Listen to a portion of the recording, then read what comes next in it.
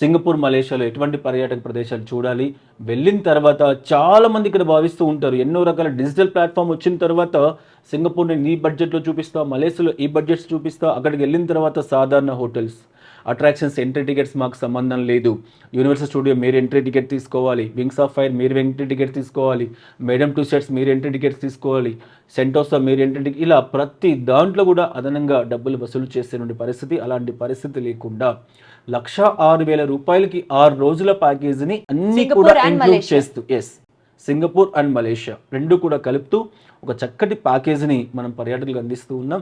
ఇప్పటికి చాలామంది వెళ్తూ ఉన్నారు. ఇంకా మరింత మంది ఈ ప్యాకేజీలో వెళ్ళాలి అని చెప్పేసి కోరుకుంటూ ఉన్నాం. సో దీనికి ఏమన్నా ఒక స్పెసిఫిక్ టైం పీరియడ్ ఉందా సార్? ఈ సీజన్‌లో అయితే సింగపూర్, మలేషియా బావుంటుంది. ఈ టైంలో వెళ్తే కలర్‌ఫుల్‌గా ఉంటుంది అని ఏమైనా ఉంటుందా? 365 డేస్ ఒకే విధమైనటువంటి వాతావరణంతో పర్యాటకులను సాదరంగా ఆహ్వానిస్తున్నటువంటి దేశాలు సింగపూర్ అండ్ మలేషియా. ఓకే. నిజంగా అక్కడ క్లైమేట్ ఎట్లా ఉంటుంది అంటే మనలాగా సమ్మర్ టైం, వింటర్ టైం అనేది లేకుండా ప్రతిరోజు ఒకే విధమైనటువంటి వాతావరణం కలిగి ఉంటుంది కాబట్టి 365 రోజుల్లో ఎప్పుడైనా వెళ్ళొచ్చు. సో మోస్ట్‌లీ చాలా స్ట్రిక్ట్ కంట్రీ. చెప్పిన టైం కల్లా వచ్చేసి వెహికల్ ఎక్కేయాలి. లేకపోతే వాళ్ళు అక్కడ చాలా కోపగించుకుంటారు. ఇట్లా విన్నాం. అట్లా ఏమన్నా ఉంటుందా సార్? తప్పకుండా అండి. ఎందుకంటే ఇతర దేశాల టూర్స్‌కి మనం వెళ్తూ ఉన్నప్పుడు తప్పనిసరిగా కొన్ని రూల్స్ అండ్ రెగ్యులేషన్స్ అక్కడ ఉన్నటువంటి వాటికి అనుగుణంగా మనం ఫాలో అవ్వాల్సి ఉంటుంది.